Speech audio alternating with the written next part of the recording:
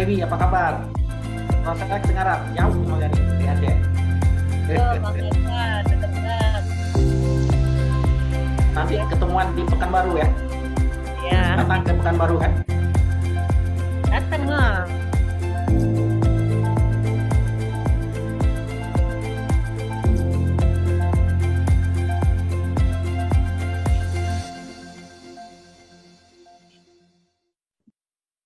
Assalamualaikum warahmatullahi wabarakatuh. Selamat sore dan selamat datang di Asogi seri ke-31. Apa saja kutanya Himpunan Onkologi Ginekologi Indonesia. Asogi merupakan webinar online series yang diselenggarakan oleh Hogi dan menjadi wadah diskusi seputar permasalahan dan kasus terkait onkologi ginekologi. Dan seperti biasa, setiap hari Rabu sore berjumpa lagi dengan saya, Dr. Hoirunisa, yang akan memandu jalannya Asogi pada sore ini. Dan selama 1 jam ke depan, kami akan menemani Anda sambil berdiskusi seputar permasalahan kasus onkologi bersama para narasumber yang tentunya pakar di bidangnya. Untuk seluruh peserta yang hadir, akan mendapatkan sertifikat ber-SKPID dan untuk kehadiran peserta akan tercatat secara otomatis melalui sistem Zoom.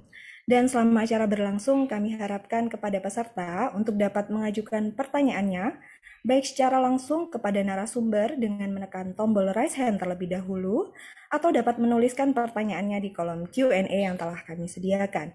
Dan sebelum memulai Asogi sore ini, izinkan saya terlebih dahulu memperkenalkan 2 orang narasumber kita. Yang pertama yaitu Dr. Hasanuddin, spesialis obstetri ginekologi konsultan, selaku konsultan onkologi ginekologi dari Fakultas Kedokteran Universitas Syah Kuala Banda Aceh. Selamat sore, dokter. Ya, selamat sore. Dan narasumber kita yang kedua, yaitu Dr. Trisya Dewi Anggraini, spesialis obstetri ginekologi konsultan, selaku konsultan onkologi ginekologi dari Fakultas Kedokteran Universitas Indonesia, Jakarta. Selamat sore, Dr. Anggi. Selamat sore. Assalamualaikum warahmatullahi wabarakatuh. Salam. Waalaikumsalam warahmatullahi wabarakatuh. Dan moderator kita sore hari ini yaitu Dr. Brahmana Askandar, spesialis obstetri ginekologi konsultan, selaku konsultan onkologi ginekologi dari Fakultas Kedokteran Universitas Airlangga Surabaya, sekaligus sebagai Ketua Umum Hogi. Selamat sore, Dr. Brahmana. Assalamualaikum warahmatullahi wabarakatuh. Selamat sore. Selamat sore. Waalaikumsalam warahmatullahi wabarakatuh. Assalamualaikum, Dr. Brahmana. Waalaikumsalam warahmatullahi wabarakatuh. Topan, apa kabar Topan? Baik, Bang. Baiklah, pada seri sebelumnya kita sudah banyak membahas mengenai pencegahan, deteksi dini, dan diagnosis pada kanker serviks. Dan pada Asogi seri ke-31 sore ini kita akan lebih jauh lagi membahas mengenai tata laksana pada kanker serviks, khususnya pembedahan pada kanker serviks. Apa saja prosedur pembedahan yang bisa dilakukan pada masing-masing stadium akan didiskusikan lebih dalam lagi bersama para narasumber kita. Namun sebelum kita memulai diskusi pada sore hari ini, marilah kita simak sambutan dari Ketua Hogi, sekaligus membuka acara dan dilanjutkan dengan diskusi yang juga akan dipandu secara langsung oleh moderator kita, yaitu Ketua Hogi kita. Kepada Dr. Brahmana Askandar, spesialis obstetri ginekologi konsultan onkologi, kami persilahkan. Assalamualaikum warahmatullahi wabarakatuh. Selamat sore. Pertama, saya ucapkan terima kasih kepada narasumber, sahabat saya, Dr. Hasanuddin, Dr. Anggi, ya. Kadang-kadang nama panjangnya saya lebih senang manggil Dr. Anggi, begitu ya. Siap, dokter. Saya terima kasih juga kepada seluruh kru, ada Bu Sekjen, Dr. Tovan, kemudian ada Dr. Hoirunisa, ada Dr. Birama, Mbak Lucy, dan semua tim mempersiapkan acara dari minggu ke minggu selama mungkin setahun penuh, tahun 2022, dan mungkin lanjut lagi. Nah, sore hari ini saya juga apresiasi untuk semua partisipan, karena saya melihat partisipan itu dari minggu ke minggu, insya Allah ada yang tetap ikut terus-menerus, ada juga pendatang baru, ada yang minggu ini belum sempat ikut, kemudian ikut lagi, begitu ya. Jadi polanya macam-macam, tetapi saya apresiasi dan salam hormat saya untuk semua partisipan. Nah, sore hari ini topiknya itu mengenai pembedahan kanker serviks. Nah, selalu dari dulu itu kita kalau ngobrol-ngobrol, intinya kita anggap bahwa operasi paling berat itu adalah operasi kanker serviks ya. Kesannya adalah radikal itu sesuatu yang sangat-sangat kompleks begitu ya. Nah, tapi perannya apa? Itu yang perlu kita bahas. Nah, sore hari ini topiknya itu tidak fokus pada suatu teknis medis mengenai radikal histerektomi atau pembedahan kanker serviks. Tetapi kita membicarakan banyak aspek, banyak sisi ginekologi umumnya. Nah, itu yang harus diketahui oleh semua ginekologis. Kapan dilakukan operasi, kemudian kalau operasi apa sih yang kita kerjakan, kalau tidak operasi itu bagaimana, apa harus operasi, kemudian operasinya itu seberapa kompleks, apa efek sampingnya, dan lain-lain nanti akan didiskusikan oleh narasumber yang sudah sangat expert. Nah, saya menyapa dulu Dr. Hasanuddin. Sehat ya dok ya, Dr. Hasanuddin, ya. Sahabat saya ini ya, sama-sama pasti Belanda ya, intinya ya. Nah, menurut Dr. Hasanuddin, mungkin ada sesuatu prolog yang bisa disampaikan sehingga menambah modal untuk diskusi. Silakan Dr. Hasanuddin. Ya. Baik, Bismillahirrahmanirrahim. Assalamualaikum warahmatullahi wabarakatuh. Waalaikumsalam.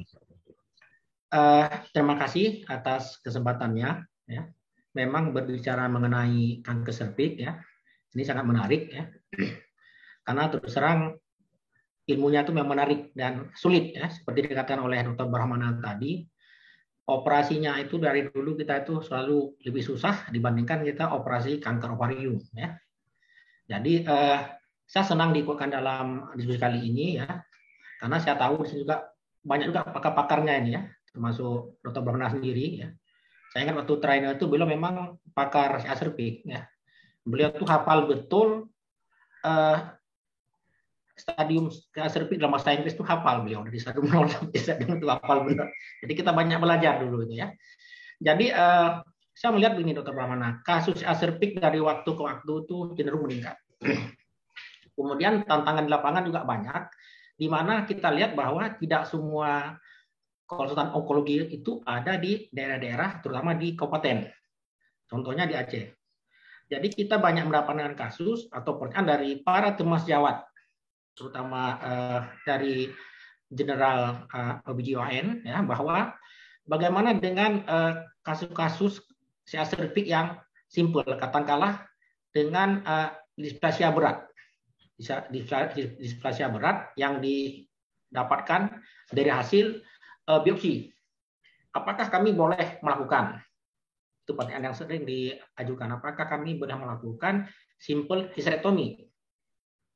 Kemudian yang masalah kedua adalah kita dapat 2 kasus di mana hasil biopsinya adalah displasia berat, ya, bahkan ada yang stadium 1. Kemudian dioperasi. Nah, dipikir kan bisa dengan simple hysterektomi. Namun setelah dioperasi, dicek ulang hasil patologinya, ternyata bukan serviks. Nah, ini baru 2 kasus. Jadi ini barangkali juga ini jadi masalah buat teman-teman di daerah. Ya. Jadi barangkali itu aja sedikit pembuka di saya. Ya. Jadi cenderung meningkat kasus serviks dan kita memang harus lebih waspada ke depan, terutama untuk membantu teman-teman daerah ya yang memang belum ada konsultan onkologinya. Terima kasih, Dr. Brahmana. Terima kasih, Dr. Hasanuddin. Jadi sore hari ini itu memang narasumbernya menarik. Satu dari ujung barat, begitu ya. Satu lagi dari ibu kota, ya. Jadi itu masing-masing perspektifnya, insight-nya akan bisa berbeda. Betul. Silakan, Dr. Anggi. Ya. Baik, terima kasih Dr. Brahmana. Kalau kita berbicara mengenai pembedahan kanker serviks, tentu saja kita berpacu pada penegakan diagnostik. Kapan sih kita menegakkan diagnosis bahwa ini adalah suatu keganasan? Itu kan satu dulu gitu ya. Kemudian berikutnya baru kita menentukan apakah operasi kita cukup simpel, cukup simpel itu artinya yang sifatnya definitif atau konservatif bisa trakalektomi simpel atau kita melakukan histerektomi total saja, atau kita harus melakukan operasi yang bersifat radikal. Itu mungkin awalnya dari situ, karena penting sekali buat teman-teman yang non-onkologi untuk menegakkan diagnosis bahwa ini adalah suatu keganasan. Jadi sering sekali itu bermualanya adalah pasien dilakukan histerektomi total gitu ya atas indikasi CA-N3 itu Dr. Brahmana. Setahun kemudian pasiennya ada massa di tunggul vagina, kemudian dilakukan biopsi, hasilnya adalah KSS. Nah, apa yang terjadi di sini adalah biasanya kondisi seperti itu adalah mikroinvasif. Jadi mikroinvasif itu adalah stadium 1A. 1A itu ada 1A1, 1A2 ya. Jadi yang berhubungan sama kedalaman daripada invasi daripada massa ke dalam stroma gitu ya, dan itu belum kelihatan dari mata. Jadi mata memang kita melihatnya sepertinya porsionya licin. Nah, itu penyebabnya bisa macam-macam. Apakah tidak kita tidak boleh melakukan laksanakan diagnosis hanya berdasarkan dari screening. Screening tadi hasil pap smear ya. Di pap smear itu kita harus menegakkan diagnosis adalah biopsi. Nah, pada saat biopsi, nah yang sering terjadi kesalahan itu adalah kalau kita menemukan mikroinvasif itu sebenarnya, atau misalkan karsinoma insa itu dengan kecurigaan mikroinvasif, itu nggak bisa semerta-merta dari jaringan yang kecil tuh Dokter Brahmana, mungkin ya Dokter Hasanuddin ya, kayaknya yang sering salah ya. Nah, teman-teman tuh langsung tuh oh mungkin ini cuma CA-N3, histerektomi total, CA-N3 dengan mikroinvasif langsung histerektomi total gitu ya. Padahal ternyata kalau kita lakukan lebih dalam bahwa mikroinvasif itu adalah penegakan diagnosis konisasi. Jadi memang harus dilakukan konisasi terlebih dahulu. Nah, pada saat konisasi itu harus dilihat kedalaman.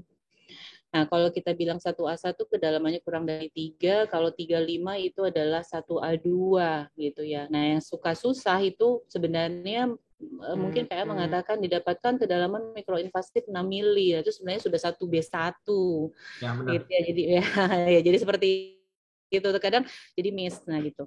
Nah, pada 1A1 sebenarnya sih masih ada peran dari teman-teman non-onkologi sebenarnya ya untuk melakukan tindakan tergantung apakah fungsi dan usia dan fungsi reproduksinya. Artinya kalau fungsi dan usia reproduksinya masih diinginkan, masih muda, pengen punya anak, itu masih bisa kita lakukan tindakan pembedahan yang sifatnya namanya trakalektomi gitu ya, trakalektomi simple. Kalau nggak diinginkan lagi histerektomi total biasa itu bisa gitu ya. Tapi kalau misalkan sudah 1A2, apalagi ada tulisannya keterlibatan LVSI positif, nah itu ranahnya adalah sudah masuk pada radikal. Memang mau tidak mau harus diserahkan ke onkologi. Jadi pemahaman mikroskopis itu diperlukan. Nah, itu yang suka susah. Orang lihat kesimpulannya saja, tapi tidak melihat secara jelas detail penjelasan dari mikroskopis dari jaringan yang kita ambil. Termasuk tadi bahwa penegakan diagnosis untuk mikroinvasif harus konisasi. Konisasi itu punya siapa? Punya onkologi? Bukan. Itu adalah ranahnya teman-teman dari non-onkologi untuk melakukan konisasi baik dengan lips maupun cone biopsi ya, bedah cone konisasi. Itu kompetensi yang harus dikuasai. Nah, memang pada kasus-kasus yang memang sudah masuk ranahnya onkologi, nanti dari dokter onkologi akan menentukan apakah ini tadi usia dan fungsi reproduksinya masih diinginkan atau tidak. Kalau memang masih diinginkan, ya kita biasanya melakukan yang disebut namanya trakalektomi radikal gitu ya. Kalau sudah tidak diinginkan atau tidak memenuhi kriteria untuk dilakukan trakalektomi radikal, misalkan masanya lebih besar dari 2 cm gitu ya, maka kita melakukan radikal histerektomi.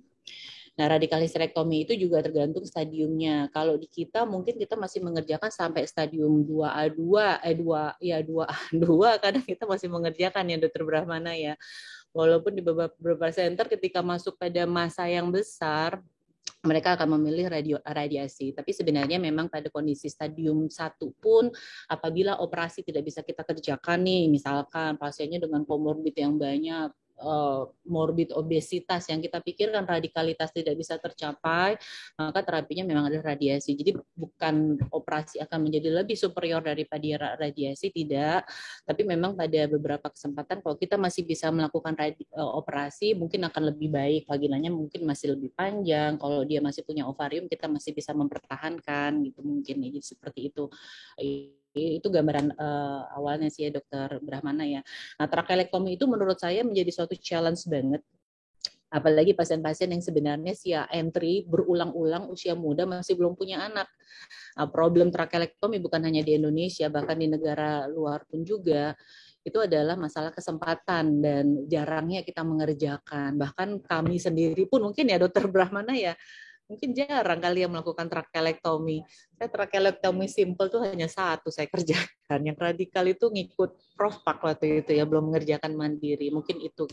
Padahal mungkin dengan sekarang kalau kita lihat pola pola anak muda saat ini ya, bahwa resiko untuk terkena HPV-nya pada usia lebih muda, itu chance kita untuk melakukan trachelectomy menjadi lebih besar. Mungkin itu dari saya Dokter Brahmana. Terima kasih. Oke, terima kasih. Jadi begini ya, mungkin untuk radikal hysterektomi atau pembedahan pada kanker serviks, sebetulnya kalau kita pikir-pikir ya, semua terapi backbone utama kanker serviks itu adalah kemoradiasi. Artinya radiasi, kemoterapi sebagai radiosensitizer. Nah, contoh pada stadium dini, kelompok yang diberikan kemoradiasi dibanding dengan kelompok yang dilakukan operasi, sebetulnya 5-year survival rate-nya sama. Nah, hanya saja, lalu di mana peran operasi? Operasi itu bisa berusaha menghindarkan seseorang dari efek radiasi. Itu yang utama sebetulnya itu. Efek radiasi itu karena menetap, mulai fibrosis vagina, mulai elastisitas vagina, mulai kolitis, sistitis, kronikolitis, dan lain-lain bertahun-tahun itu. Jadi, artinya apa filosofinya di sini? Kalau kita melakukan operasi, kita melakukan operasi dengan betul-betul berusaha, tidak perlu lagi radiasi usahanya. Jadi kita memang tidak bisa melakukan operasi kanker serviks itu, saya sudahlah radikal ini, KGB-nya saya ambil dikit aja, nanti kemudian diradiasi begitu. Nah, kalau memang demikian niat dari awal, lebih baik pasiennya tidak usah dioperasi, langsung diberikan kemoradiasi, kesembuhannya sama. Nah, itu sebetulnya. Jadi sebetulnya kalau kita renungkan, backbone utama pengobatan kanker serviks adalah kemoradiasi, kecuali pada stadium dini ada kesempatan terhindar dari radiasi dengan pembedahan. Mungkin begitu ya, Dr. Anggi, Dr. Hasanuddin ya. Nah, operasi itu saat ini berkembang tidak melulu harus angkat rahim keseluruhan. Pada stadium yang betul-betul dini, maka bisa dilakukan radikal trachelectomy. Radikal trachelectomy itu mengangkat serviks, fundusnya ditinggalkan, parametrium diangkat, seperti ke atas vagina diangkat, nutnya diangkat, dan lain-lain sebagainya, bahkan masih bisa hamil lagi begitu. Jadi itulah inti sebetulnya dari pembedahan kanker serviks. Nah, tetapi kita ini juga demikian. Makanya satu dari ujung barat, satu dari ibu kota begitu ya. Nah, permasalahan kita itu tidak mungkin sama di setiap daerah di Indonesia, tidak mungkin sama karena kondisi kita bukan di Amerika, di Inggris yang di setiap pelosok pasien itu berobat, fasilitasnya sama. Di kita kan fasilitasnya beda-beda. Jadi itu mungkin yang harus kita pikirkan betul-betul. Nah, ini kalau untuk partisipan, para audiens semua, mungkin bisa kalau mau sharing, sebetulnya kita ingin mendapat sharing dari sejawat semua tentang pembedahan kanker serviks. Nah, itu masukan untuk kita apa, atau mungkin mau sharing pengalaman, bisa dalam kolom chat, atau bisa ditanyakan langsung begitu ya. Jadi mudah-mudahan ada yang bertanya. Sementara kalau belum ada pertanyaan, kita diskusi lagi, mudah-mudahan bisa ada insight yang bisa kita dapatkan. Nah, satu lagi, operasi kanker serviks tidak melulu harus mengangkat ovarium, karena insiden metastasis pada ovarium juga sangat kecil pada kanker serviks. Nah, sekarang pengalaman Dr. Hasanuddin di Aceh ya, mengenai pembedahan kanker serviks. Kira-kira ya menurut pengalaman Dr. Hasanuddin, hambatan, ini hambatan bukan teknis medis ya, hambatan kira-kira dalam pelaksanaan operasi radikal hysterektomi kanker serviks itu apa misalnya kalau di Aceh. Ya. Ya. Silakan. Hambatannya itu terutama mayoritas yang datang ke kita itu memang dia sudah stadium lanjut, ya, rata-rata stadium 3B. Kemudian karena kita belum ada radiasi, kita harus kirim ke Medan atau ke Jakarta, ya. Dan ini juga menunggunya lama. Biasa mereka kalau dikirim ke Medan itu mereka harus stay di sana itu minimal 1,5 bulan, dan tidak semua pasien mampu untuk stay di sana. Walaupun dengan BPJS itu saat mereka kita rujuk itu semua biaya itu ditanggung oleh Provinsi Aceh. Jadi baik itu tiketnya, pendampingnya, dan juga biayanya ditanggung. Tetapi di sana kan selama 1,5 bulan mereka pendampingnya makan, minum, dan nginep itu kan tidak ditanggung. Nah, itu juga jadi problem. Ya. Akhirnya kita mencoba modifikasi, ya, seperti yang dilakukan di Jepang, barangkali sambil menunggu. Untuk yang stadium 2B itu kita coba kemo, ya. Kemudian kita lanjutkan dengan operasi radikal histerektomi. Nah, sebagian berhasil, namun hampir 20-30% itu gagal. Artinya setelah kita operasi, ternyata masih ada lesi kankernya. Barangkali juga kesulitan lagi saat pelengketan.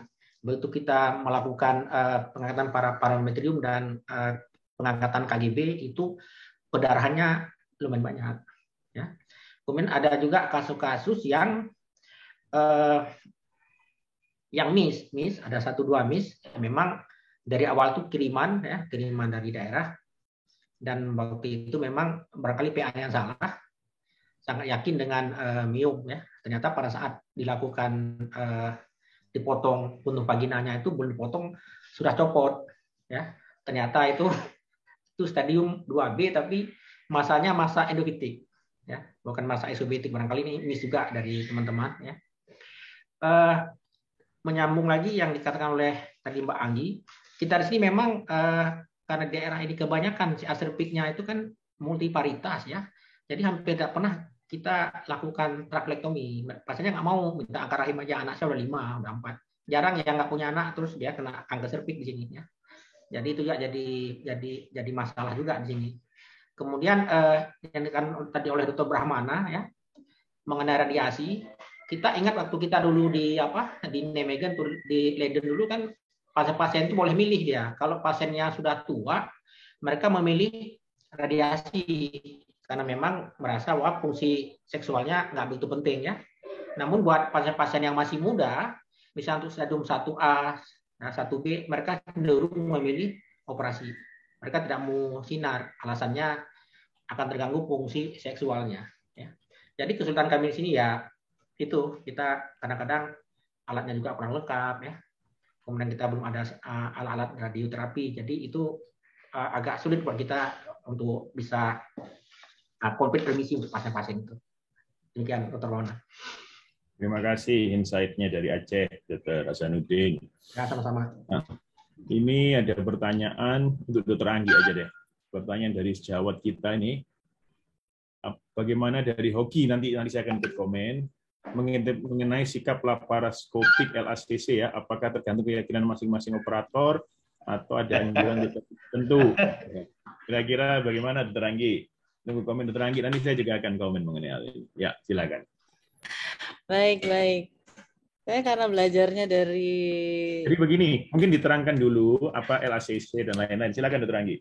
Baik, LAC trial itu adalah memang multi-center research yang besar sekali, ya, membandingkan antara laparoskopi dengan laparotomi radikal histerektomi, kemudian melihat angka kekambuhan, gitu ya, dibandingkan segala faktor resiko, dan ditemukan secara mengejutkan di saat kita sedang rajin-rajinnya mengembangkan laparoskopi radikal histerektomi, ternyata bahwa angka kejadian kekambuhan itu adalah memang paling tinggi, lebih tinggi pada kelompok laparoskopi dibandingkan laparotomi, yang mana dilihat faktor resikonya tidak ada yang berbeda kecuali tekniknya antara laparoskopi dan laparotomi. Begitu ya, Dr. Brahmana, ya, kalau boleh dibilang secara singkat seperti itu, ya. Ini cukup besar juga, ya, termasuk juga grup-grup di Korea ya yang ikut, walaupun beberapa center seperti Hasan itu menolak, terlepas dari mungkin mereka nggak banyak mengerjakan, they are not a good surgeon, macam-macam gitu ya. Tapi nggak bisa dipungkiri bahwa itulah data terbesar yang kita miliki gitu ya.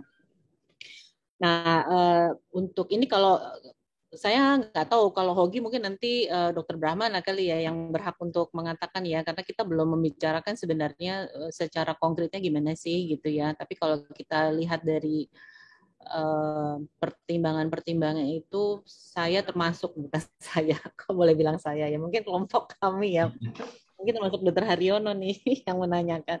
Kami masih mengerjakan radikal histerektomi. Kalau ditanya data, kami belum bisa berbicara masalah data. Ada data dulu dari Dokter Sigit yang mengatakan tidak ada perbedaan kalau nggak salah ya. Pada itu datanya Dokter Sigit itu ya sebenarnya mengambil dari data-data kami ketika kami memang masih mengerjakan untuk laparoskopi. Cuma sekarang memang kita sedikit mundur nih Dokter Brahmana, sesuai dengan saran bahwa kita mengerjakan pada resi yang kecil kurang dari 2 cm. Kemudian karena banyak kekambuhannya adalah di stem vagina, maka kita memotong, tidak memakai uterine manipulator, kita hanya pakai colpotomizer-nya saja. Kemudian kita memotong memang dari vagina. Jadi kalau pada saat belajar di Korea, memang kelompok Korea itu selalu dia memotong dan menjahit dari vagina. Jadi pada waktu itu nggak ada riset bahwa dia akan lebih baik ya kalau kita memotong dibandingkan kita memotong langsung dari atas gitu ya. Nah, sebenarnya sama-sama itu sama-sama total laparoskopi radikal histerektomi, hanya memotong vaginanya dari bawah. Beda dengan assisted vaginal ya. Itu memang semuanya completely adalah memang dikerjakan laparoskopi tapi memotong vaginanya itu dari bawah. Jadi mungkin itu yang kita kerjakan sekarang, tapi permasalahannya sama dengan Dr. Hasanuddin. Rata-rata pasien datang stadium lanjut satu, kalaupun datang pada stadium awal lesinya besar-besar gitu ya Dokter Brahman. Ya. Jadi rata-rata datang dengan kondisi massa yang besar bulky gitu. Jadi memang kesempatan kita untuk bergerak di sana, kita memang masih harus fight lagi. Tentu saja peranan dari dokter-dokter non-onkologi ini diperlukan banget nih untuk benar-benar bergerak menemukan as soon as possible gitu ya. Kita harapkan kalau angka cakupan screening kita naik, saya tidak berharap bahwa kanker serviks akan hilang dalam 5 tahun, but at least yang 85% ada di stadium lanjut itu akan datang pada stadium yang dini. Yang stadium dini yang datangnya tadinya besar-besar, bisa datang pada stadium yang pada masa yang lebih kecil, sehingga kesempatan kita untuk banyak melakukan tindakan, karena pasien itu memang lebih nyaman Dokter Brahmana ya, terus terang ya, dengan melakukan laparoskopi radikal histerektomi itu pasien dengan insisi yang lebih kecil gitu ya, dengan operasi, bukan operasinya lebih kecil, enggak, aksesnya saja yang kecil, tapi hasilnya tetap sama dengan radikal histerektomi, itu pasien memang lebih nyaman gitu ya. Nah, ini terserah kembali ke preference ya, monggo. Kalau dari saya mungkin ya, saya nggak berani untuk membawa nama dari onkologi ya, tapi hampir sebagian besar ketika almarhum pun masih ada, mohon maaf Dokter Sigit, maka kami masih mengerjakan pada stadium dini, stadium 1B, 1A, 2 lesi kecil kurang dari 2 cm, kemudian tidak memasang uterine manipulator, kita hanya memasang colpotomizer, kemudian kita memotongnya dari bawah dan menjahitnya dari bawah. Mungkin itu dari saya, Dr. Brahmana. Oke, terima kasih Dr. Anggi. Jadi begini, kalau kita mendapati suatu hasil penelitian, itu maka kita juga harus ada selalu semangat untuk bertanya lagi, apakah ini final begitu ya. Selalu kan ilmu pengetahuan begitu. Ilmu pengetahuan sekarang benar, belum tentu 10 tahun itu yang benar, mungkin berubah.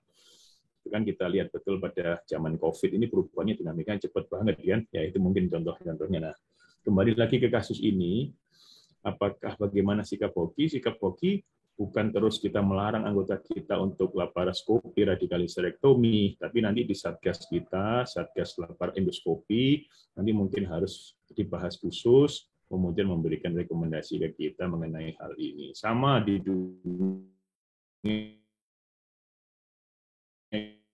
juga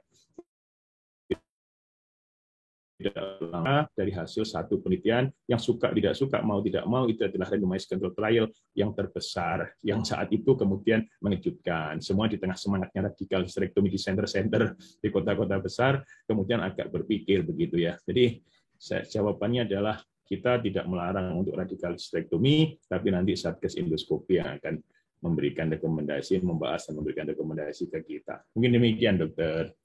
Dokter Brahmana boleh nambahin satu. Silakan. Boleh nambahin, Dokter Brahmana.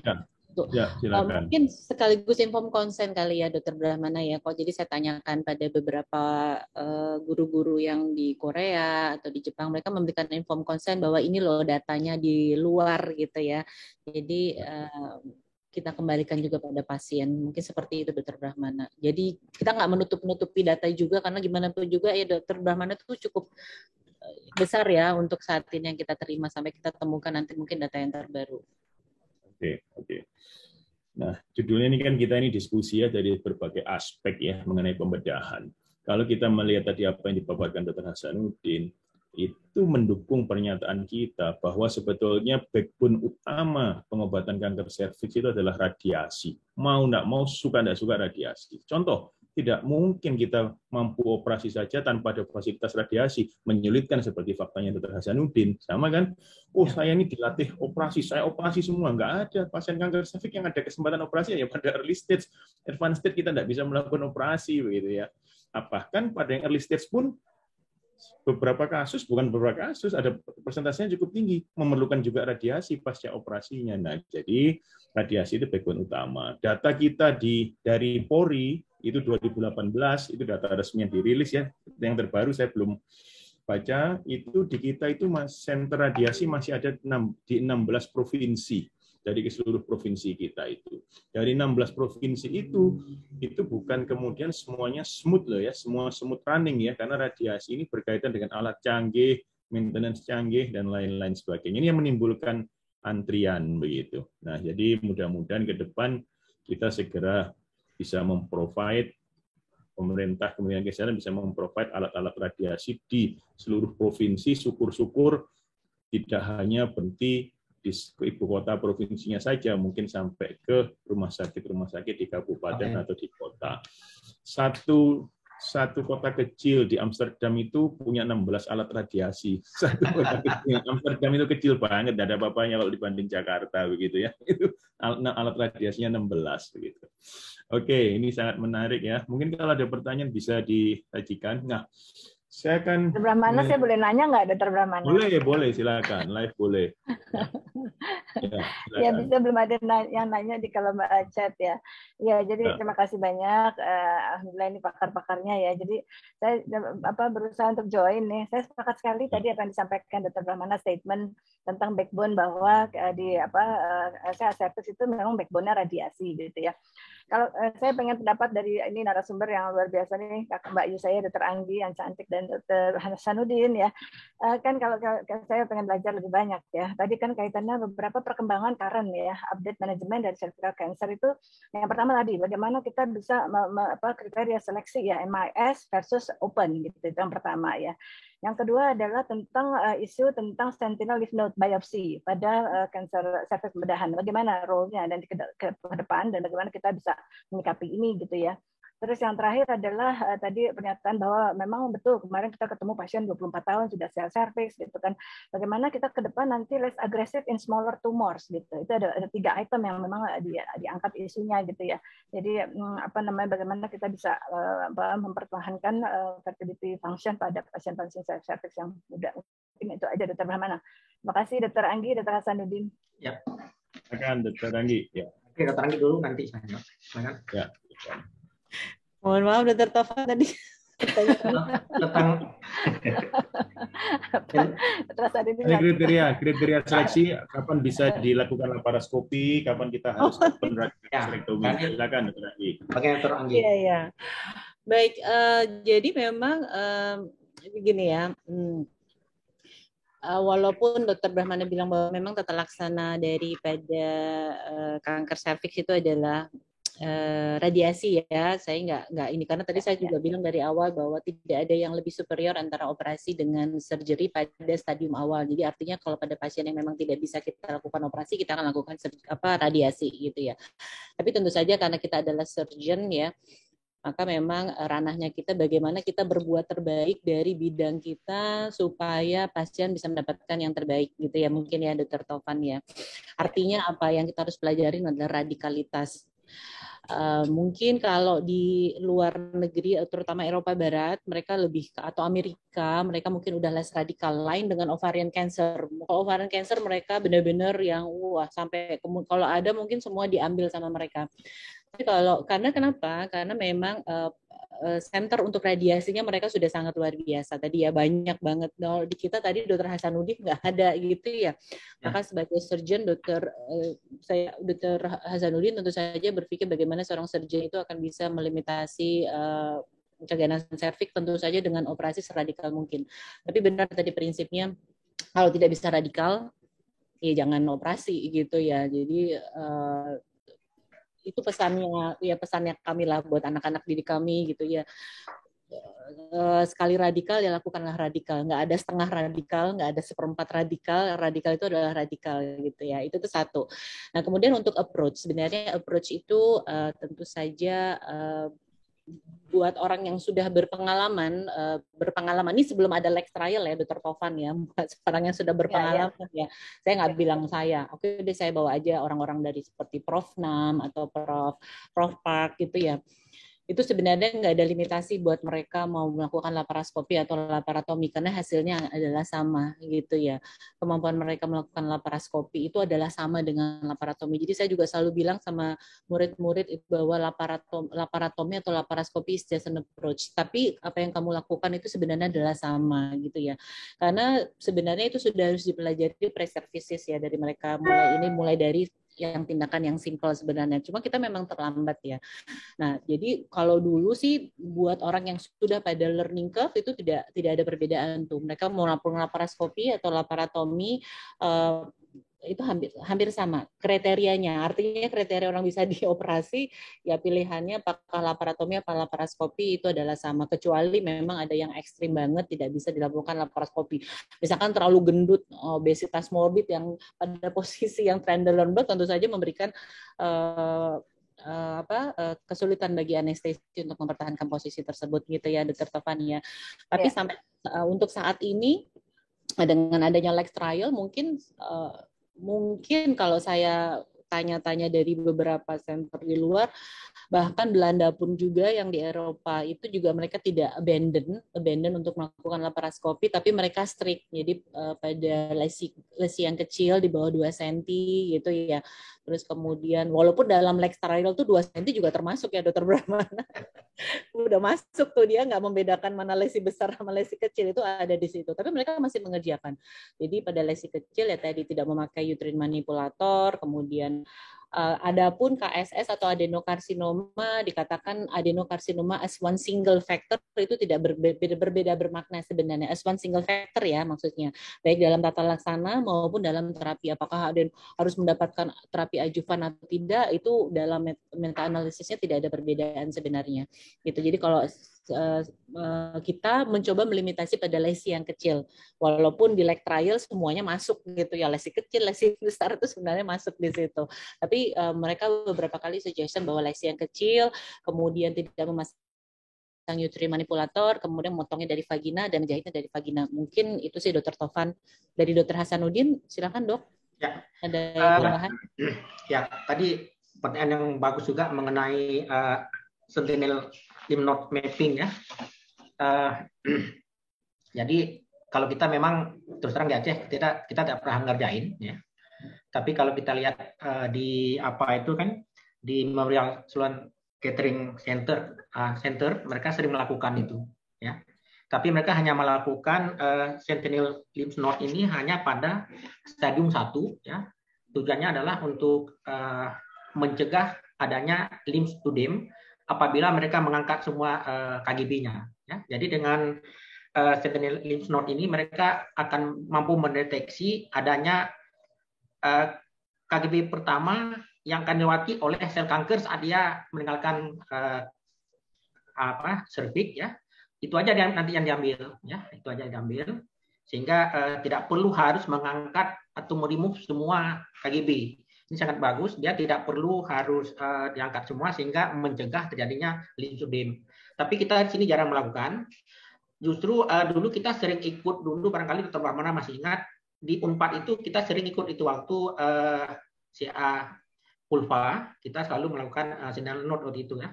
Jadi itu kalau untuk CA Serpik kita di sini enggak. Saya nggak tahu apakah di Surabaya atau di Jakarta sekarang sudah melakukan sentinel node untuk ini, untuk kanker serviks stadium stadium 1. Kita belum ada fasilitas sentinel node ya. Di Jakarta apa sudah ada fasilitas sentinel node, Dr. Anggi? Di sentinel nodes kita memang belum ya. Kemarin almarhum mulai memesan, tapi belum ada ya. Jadi kita memang belum mengerjakan sentinel nodes. Tapi sepemahaman saya juga di Korea sentinel nodes positif tidak membuat mereka menjadi abandon juga at that moment ya, pada saat itu. Karena pada cervical cancer itu untuk leaddenectomy-nya itu kenapa kita lakukan sistematik dan berbeda dengan yang lain, karena memang di situ sudah ada penelitian dari dulu tuh ya, bahwa ternyata pada yang bulky nodes yang positif, bukan hanya yang positif aja, bahwa ternyata pada yang tidak tampak pembesaran itu mikrometastasisnya juga kalau nggak salah up to 30% gitu. Karena itu keputusannya memang kenapa kita pada CA cervix itu melakukan leaddenectomy bukan hanya sebagai penegakan diagnostik tapi sebagai terapeutik juga gitu ya. Ada level 1, level 2, dan level 3. Itu berbeda dengan kalau kita melakukan leaddenectomy pada CA endometrium atau ovarium. Itu ada historinya. Jadi bukan hanya sekedar. Jadi saya untuk sentinel nodes apakah kemudian nggak tahu deh, saya masih belum terlalu nggak terlalu ini ya. Kalau untuk vulva ya mungkin ya, tapi kalau untuk cervical cancer mungkin saya belum terlalu, mungkin itu ya Dokter Brahmana. Dokter Brahmana, saya juga mau nanya ini ya mengenai itu.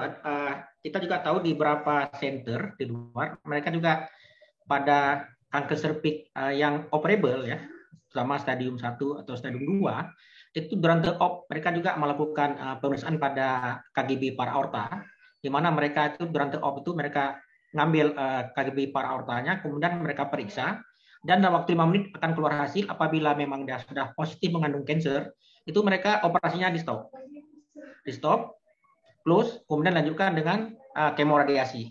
Nah, di kita ini apakah sudah ada yang melakukan seperti itu? Oke, begini. Jadi begini, prinsipnya itu kita kan setiap orang berusaha sebisa mungkin mendapatkan itu treatment adalah single modality ya. Artinya kalau bisa kita menghindari multimodality. Artinya jangan seseorang dari awal sudahlah saya operasi sebisanya kemudian saya radiasi loh. Kenapa nggak langsung radiasi, kesembuhannya sama, survivalnya sama. Nah, kembali lagi ke kasus ini. Kalau durante operasi kita lihat ada kelenjar getah bening yang besar misalnya ya, kemudian ada potong bekunya menyatakan bahwa itu positif sel kanker, maka sebagian center itu kemudian operasinya berhenti, tidak dilanjutkan. Dengan dasar apa? Untuk apa saya melakukan operasi? Jelas-jelas pasiennya pasca operasi perlu radiasi. Kenapa nggak saya ngambil node-nya yang besar, kemudian saya tutup, sehingga pasien itu tetap tidak mendapat risiko berat dari operasinya kalau lanjut, dan ganti radiasi. Toh dia perlu radiasi karena node-nya sudah positif. Itu mungkin basicnya. Jadi sebisa mungkin pasien itu terhindar dari multimodalitas. Ya mungkin itu sehingga kadang-kadang kalau misalnya positif node-nya durante op sudah diketahui, kita berhenti operasi Dr. Hasanuddin karena berpikir toh pasien ini perlu radiasi. Penelitian menunjukkan chemoradiation only versus operasi macam-macam komplikasinya, survivalnya sama. Kecuali kita lanjutkan operasi kalau kita bisa ada kesempatan pasien terhindar dari radiasi dengan operasi yang proper, operasi yang bersih. Mungkin gitu, Dr. Hasanuddin. Ya. Terima kasih. Nah, ini ada pertanyaan menarik ini ya. Ada pertanyaan menarik. Itu silakan. Ada permasalahan kalau kayak Dr. Hasanuddin tuh, itu juga jadi permasalahan kita dengan imaging staging gitu ya. Klinis kita 1B gitu ya. USG kita mendapatkan KGB-nya positif. Nah, itu juga jadi masalah, terutama kayak center-center di kayak Dr. Hasanuddin yang tidak ada radiasi gitu ya, Dr. Brahmana. Itu harus ada solusi. Itu juga jadi pertanyaan tuh buat kami tuh. Kita proof, kita laparoskopi, meningkatkan ini, atau kita akan operasi. Nah, itu juga jadi artinya ketika kita mendapatkan KGB yang besar, kayak kemarin saya operasi, aduh nih kayaknya KGB-nya besar-besar, kebetulan saya endometrium. Ternyata hasil PA-nya cuma histiosit, radang sel radang gitu ya. Jadi padahal udah gede-gede nih, saya bilang udah 3C2 nih ya gitu ya. Udah 3C2. Ternyata juga tidak melulu ternyata yang kita lihat makroskopik pun itu dia membesar, ternyata dia adalah positif. Dan memang perlu sebenarnya seperti center-center kayak Dr. Hasanuddin ini ya, Dr. Brahmana. Saya nggak tahu kok, kita sebenarnya sih mudah untuk ngirim radiasi ya. Center saya, center Dr. Brahmana itu mudah ya. Dr. Hasanuddin kayaknya ke Medan tuh berapa 8 jam ya, Dr. Ya, kemudian harus di 1,5 bulan. Iya, karena kita kasih uang pun itu ya. Tadi dulu saya waktu di NTT, Bun, kasih uang, nggak pergi juga. Nggak cukup katanya buat saya sama suami. Ini pusing juga itu. Ya, kadang-kadang kita terpaksa juga melakukan 2 modalitas ya. Kita lakukan kemoterapi. Iya, memang harus ada kebijakan lokal mungkin ya. Histerektomi radikal ya. Daripada menunggu itu kan, kadang-kadang sampai 2 bulan pasiennya sudah meninggal. Paling itu menarik tuh Dr. Brahmana, mungkin nanti paling enggak dengan kita lakukan dual modality ini kan sedikitnya itu juga bisa memperpanjang umur pasien.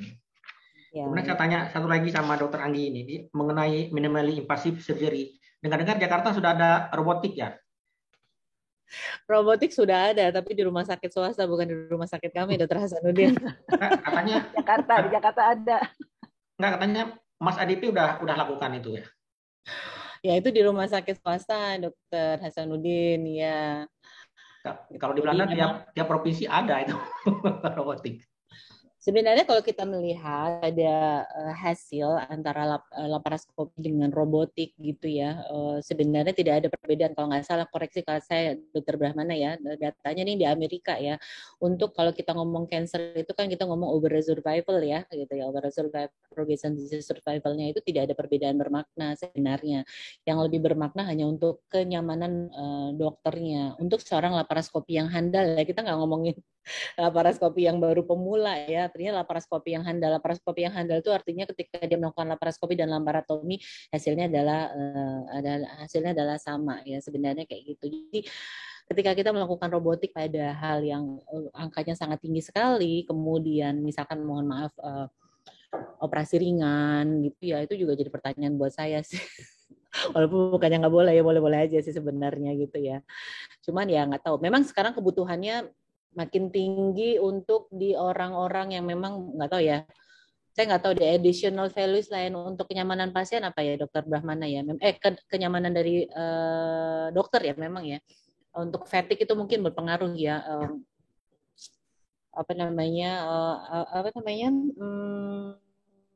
Aerodinamis. Ergonomik dari operator. Ergonomis ya.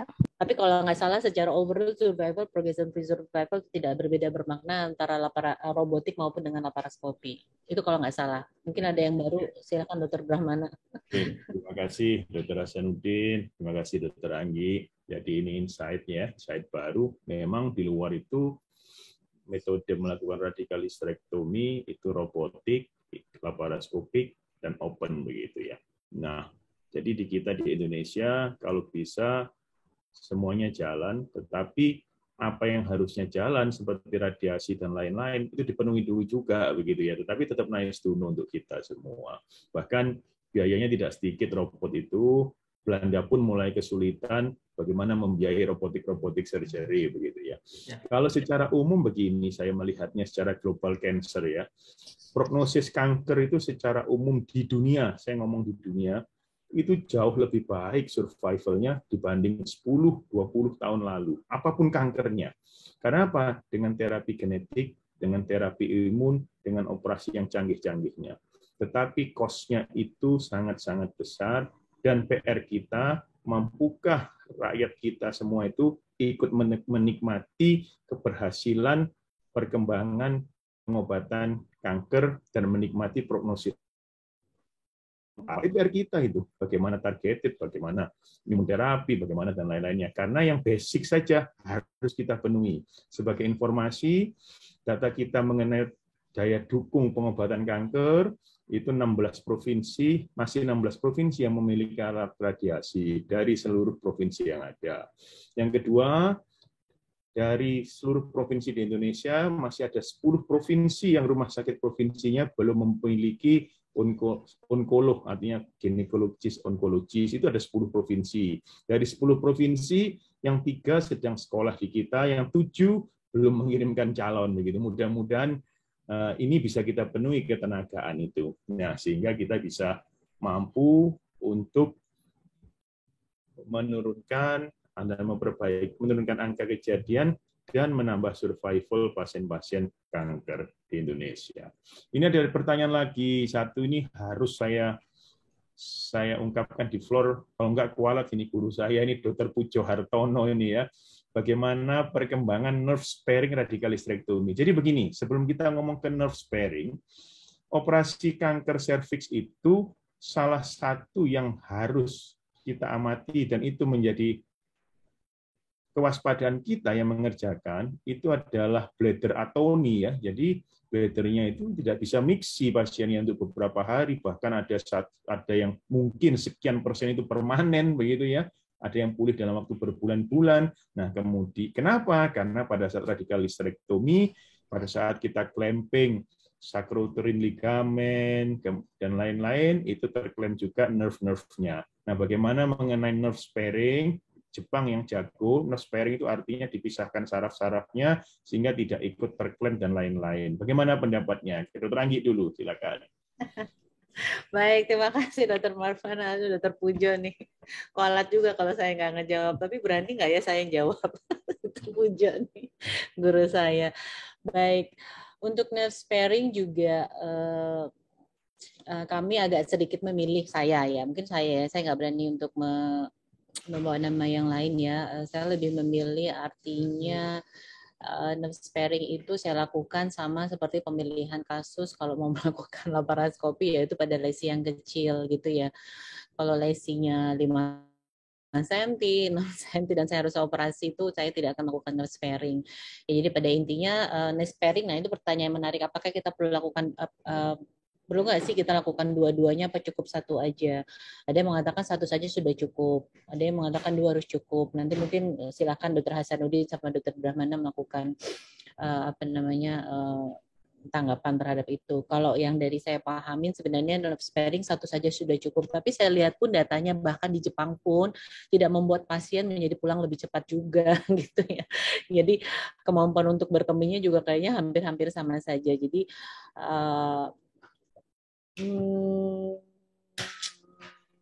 kadang saya sendiri pun, mohon maaf Dr. Brahmana, karena mungkin pasien saya juga belum terlalu banyak ya. Saya nggak bisa tuh pasien misalkan saya lakukan radikal hysterektomi tanpa nerve sparing. Ada yang dalam 3 bulan dia udah bisa berkemih, ada yang 1 bulan, 2 bulan, atau 3 bulan. Itu saya sama sekali karena data saya mungkin masih kurang, itu saya nggak bisa mengevaluasi. Tindakannya sama gitu tapi kembali berkemihnya itu kok berbeda gitu ya. Itu kurang bisa paham juga gitu ya Dr. Brahmana ya. Kadang saya juga heran juga ini kok ada yang bisa cepat, apakah saya jadi kurang radikal gitu ya, jadi pertanyaan buat saya gitu ya. Walaupun tindakan yang saya kerjakannya adalah sama. Jadi kalau untuk nerve sparing biasanya sih saya tetap untuk melakukannya pada lesi yang kecil. Jadi kalau lesinya besar kan seperti tadi kita bilang permasalahannya Dr. Hasanuddin ya. Kalau datang pada lesi pada early stage pun rata-rata biasanya itu bulky tumor 4 cm kita bilangnya ya, 4 cm ke atas itu biasanya sih saya pribadi sih saya nggak melakukan nerve sparing ya, lebih memilih untuk radikal ya. Walaupun sebenarnya sih nerve sparing bisa dikerjakan juga sih sebenarnya ya, karena memang tapi kalau untuk melakukan nerve sparing itu kan begitu identifikasi ureter tuh saya langsung sarafnya itu udah kita langsung singkirkan di awal kan, kita buka di Okabayashi itu udah kita langsung singkirkan dari awal. Itu memang harus telaten banget, jangan sampai bladder branch-nya itu terpotong gitu ya. Jadi memang. Dan kalau masanya besar itu terus terang saya pribadi agak kesusahan ya. Akan lebih mudah kalau saya benar-benar radikal dibandingkan saya harus nerve sparing, terutama untuk ngambil parametrium posteriornya. Dan itu mungkin Dr. Brahmana Dr. Hasanuddin? Ya, kalau saya prinsipnya hampir sama ya, Mbak Anggi. Kita hanya melakukan nap sparing itu pada yang lesi-lesi kecil, ya. Tapi pada lesi yang lebih besar kita tidak melakukan. Khawatirnya itu ada sisa sel kanker yang barangkali nanti bisa menyebabkan mudah recurrent. Tapi pada lesi-lesi yang lebih besar lagi kita cenderung radioterapi, ya. Kita kirim untuk atau kemoradiasi. Tapi untuk nap sparing itu memang kita sering melakukan tuh hanya satu, ya. Biasanya yang sebelah kanan, ya, yang kiri enggak. Dan ternyata setelah dilakukan bladder training, saya rasa nggak ada masalah, setelah 1 minggu aman-aman aja. Tapi ada juga kasus kita udah hati-hati melakukan nap sparing, ternyata tetap aja udah 1 bulan bladder trainingnya belum berhasil. Jadi kadang-kadang case by case juga ini. Barangkali itu pengalaman saya. Terima kasih. Oke, terima kasih. Terima kasih. Jadi nap sparing, monggo berdasarkan surgeon preference ya. Jadi berdasarkan keyakinan, tapi penelitian evidence-nya juga banyak dengan berbagai hasilnya. Ya. Nah, ini ada 2 yang raise hand. Kita konfirmasi. Dr. Ferry mau tanya live ya. Dr. Ferry Armansyah ya. Monggo Dr. Ferry. Ada host, saya tolong dibantu host. Dikonfirmasi apa kepencet atau mungkin kepencet ya. Dr. Darwati, ada yang ditanyakan? Tolong dikonfirmasi ya host ya. Nah, Dr. Ferry ada yang mau ditanyakan Dr. Ferry? Nah, kalau nggak ada, ini pertanyaan yang sangat Indonesia menurut saya ya, dan itu bagus, pertanyaan yang sangat-sangat bagus dan harus kita pikirkan bersama. Pertanyaan dari Dr. Susana Suryadi. Selamat sore, kalau untuk di daerah, misal Papua, yang belum ada onkolognya dengan hasil biopsi CA cervix stadium 1B, pasien tidak mau dirujuk, apa yang bisa dilakukan? Nah, ini pertanyaan menarik. Sebelum saya meminta komen pada narasumber, sekedar tambahan informasi. 1, di luar negeri itu memang kasus-kasus kanker itu centralized. Centralized adalah justru bukan desentralisasi, tapi centralized karena masing-masing tempat senternya itu mudah dijangkau, kemudian memang supaya terstandarisasi pengobatannya dengan segala fasilitasnya yang lengkap. Nah, di kita itu sulit kalau meniru negara maju sentralisasi. Nah, kemudian kita berusaha masing-masing bisa mengejar, tapi tetap mutu tetap utama. Nah, ini kalau kondisi di Papua seperti ini bagaimana? Nggak mau dirujuk saya. Dirujuk itu kan gratis pengobatannya. Lah, saya transportnya, lah keluarganya, dan lain-lain sebagainya. Belum ada daya dukung. Monggo pendapat dari Dr. Anggi dulu. Baik, terima kasih. Harusnya Dr. Hasanuddin dulu tuh dok, dari Sabang susah merujuknya. Jadi memang prinsipnya tadi sebenarnya kita operasi yang radikal saja yang harus mendapatkan sinar tadi multimodalitas tidak akan memberikan hasil yang lebih baik ya, apalagi kalau kita res radikal. Jadi apakah kita mengangkat cuma histerektomi total akan memperbaiki pasien? Maka jawabannya adalah tidak gitu ya. Jadi kalau kita tidak bisa radikal, maka prognosis buat pasiennya tidak akan lebih baik dibandingkan mungkin kalau kita tidak melakukan apa-apa. Artinya mungkin karena kalau kita melakukan, mungkin pertanyaannya apakah boleh saya kerjakan hanya mengangkat histerektomi total saja. Itu dalam 1 tahun atau mungkin kurang dari 1 tahun dia akan kambuh lagi dengan lebih cepat dan tentu saja tata laksana berikutnya akan menjadi lebih susah. Artinya kalau pemberian radiasi pada saat itu dengan sudah dilakukan histerektomi pasti akan lebih susah dibandingkan mungkin masih rahimnya masih ada. Jadi di sini memang butuh sekali suatu penjelasan bahwa sekali lagi sama seperti kanker ovarium, saya selalu berpikir demikian ya Dr. Brahmana ya. Apakah bisa kita tetel-tetel gitu ya? Apakah hasilnya akan lebih baik? Tentu saja tidak gitu ya. Artinya ya itu butuh pemikiran bukan hanya dokter saja, tapi infrastruktur harus dilibatkan kali ya Dr. Brahmana ya di sini ya, bahwa bukan masalah operasinya saja, tadi saya sepakat sekali ya, bukan masalah bisa operasi mengangkat rahim hanya histerektomi total saja, tapi efek ke belakangnya itu tentu saja harus dipikirkan. Mungkin jawab saya nggak punya jawaban yang lebih baik selain memang harus berkoordinasi selain dari medis, dari pasien, kita memberikan informasi sebaik-baiknya, tentu saja dengan daya dukung ya, dari daya dukung infrastruktur yang tentu saja terlibat, baik asuransi pemerintah, kemudian daerah gitu ya, untuk mendukung bagaimana pasien ini bisa tetap terlaksana. Dan yang baik lagi memang menemukan sedini mungkin sebelum jadi kanker ya, jadi meningkatkan angka cakupan screening itu the best gitu ya kali Dokter Brahmana. Mungkin itu jawaban dari saya Dokter Brahmana. Mungkin Dokter Hasanuddin lebih bisa menggambarkan memang lebih tepat kondisi Papua barangkali mirip juga dengan kondisi kita di sini ya. Walaupun barangkali pertanyaan ini yang lebih tepat menjawabnya nanti adalah Ketua Hogi ya. Karena kita tahu bahwa untuk stadium 1B, apakah itu stadium B1, B2, ya, dan seterusnya, itu kan harus dilakukan suatu radikal histerektomi. Berbeda kalau misalnya masih stadium 1A. Barangkali teman-teman daerah cukup melakukan simple histerektomi ya, atau total histerektomi. Namun kalau 1B itu memang harus radikal. Kalau hanya dilakukan histerektomi total, khawatirnya ini kan less radikal, nanti gampang recurrent ya. Barangkali perlu juga kalau kami lakukan di sini kita memberikan informed consent yang jelas kepada pasien atau semacam edukasi supaya pasiennya mengerti kondisinya sehingga dia mau untuk dirujuk ya, tidak memaksa untuk dilakukan di tempat yang memang tidak ada fasilitasnya, karena ujung-ujungnya itu yang rugi juga pasien sendiri ya. Jadi saya rasa paling pentingnya adalah bagaimana kita membuat informed consent dan sekaligus memberikan edukasi kepada pasien. Kalau saya begitu. Terima kasih. Oke, terima kasih. Mungkin saya komen juga, mungkin saya sebagai atas nama Hoki ya. Jadi begini, kalau pada kasus suatu daerah 1B tidak ada onkolog, tidak mau dirujuk bagaimana? Kita kembali ke etika kedokteran. Di kode etik kedokteran, basic principle salah satunya untuk pasien adalah do no harm. Nah, selalu kita pertimbangkan tindakan kita ini harmful enggak untuk pasien, berbahaya enggak untuk pasien. Nah, pada saat cervix 1B, ketika dilakukan histerektomi, itu seolah selesai, tapi tidak selesai. Pasien dalam waktu 2 bulan pasti akan muncul lagi, pasti, for sure. Penelitian menunjukkan demikian. Nah, kalau sudah demikian, berarti apa yang kita kerjakan operasi, itu kira-kira harmful enggak untuk pasien? Susah menjawabnya memang saya dengan kondisi Indonesia. Nah, gimana lagi kita ini nggak ada?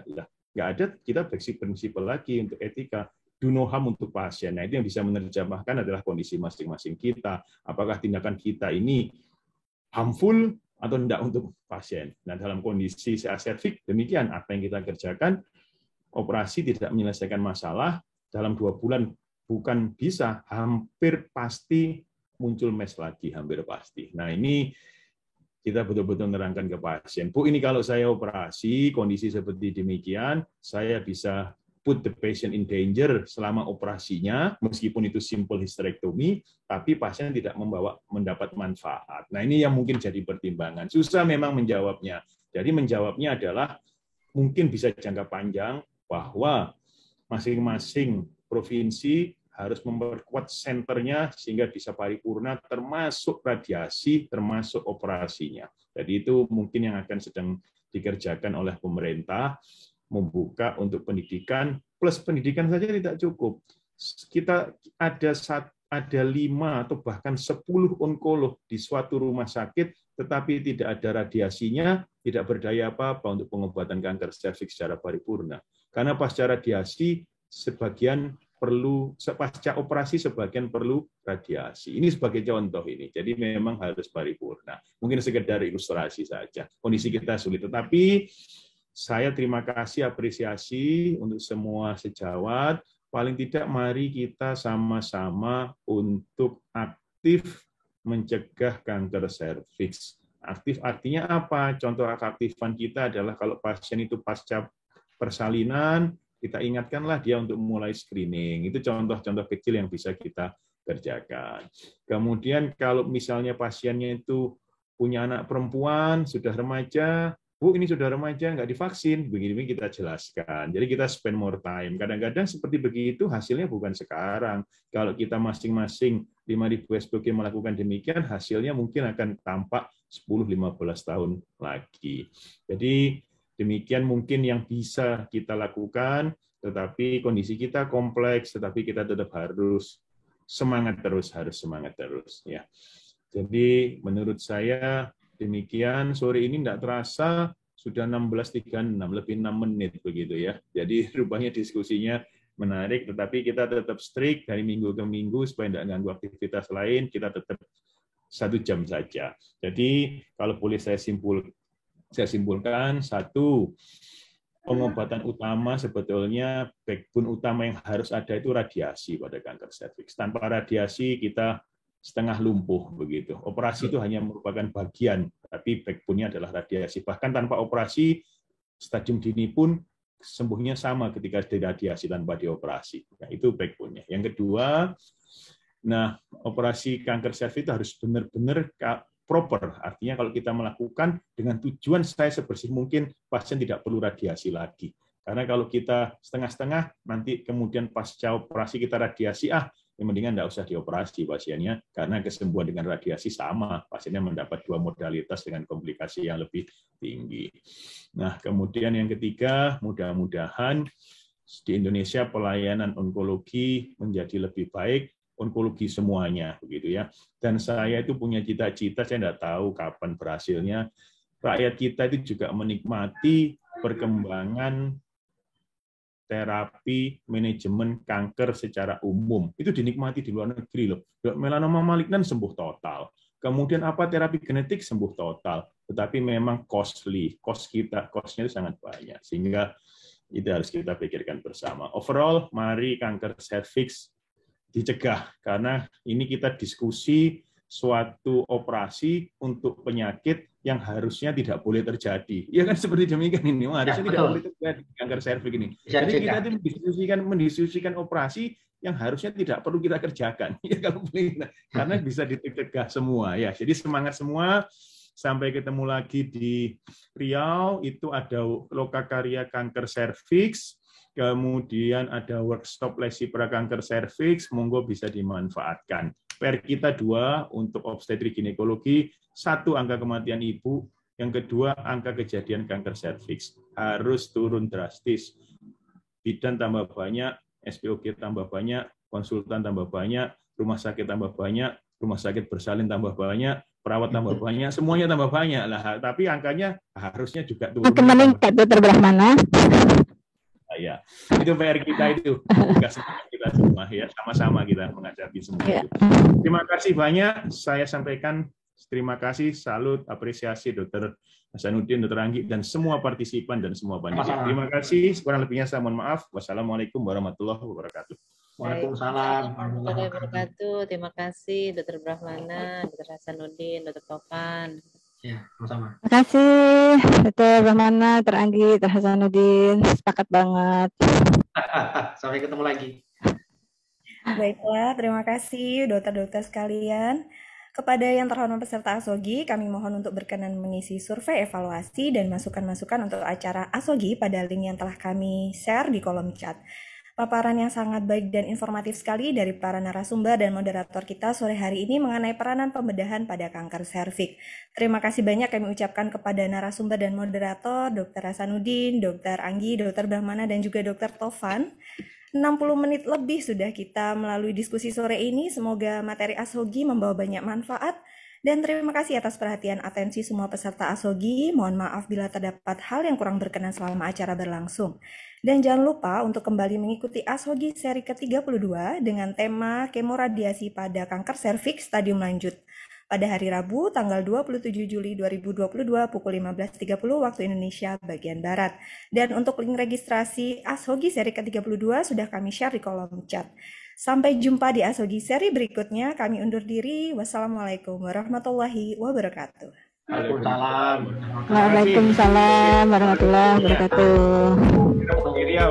Ya, sampai ketemu Dr. Hasanuddin. Baik, kita Dr. Brahmana. Ya, sampai ketemu. Anggi. Ya. Assalamualaikum.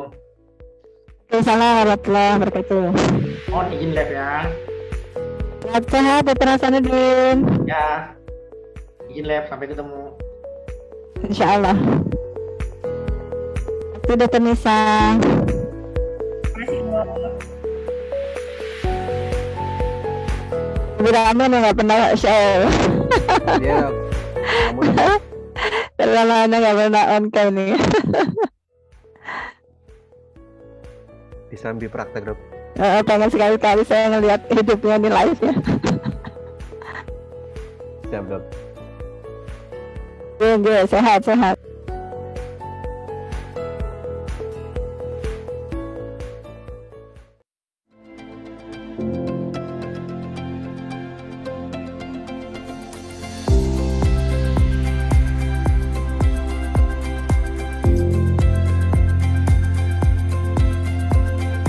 Ya masih setia ya, terus saya setia sampai akhir.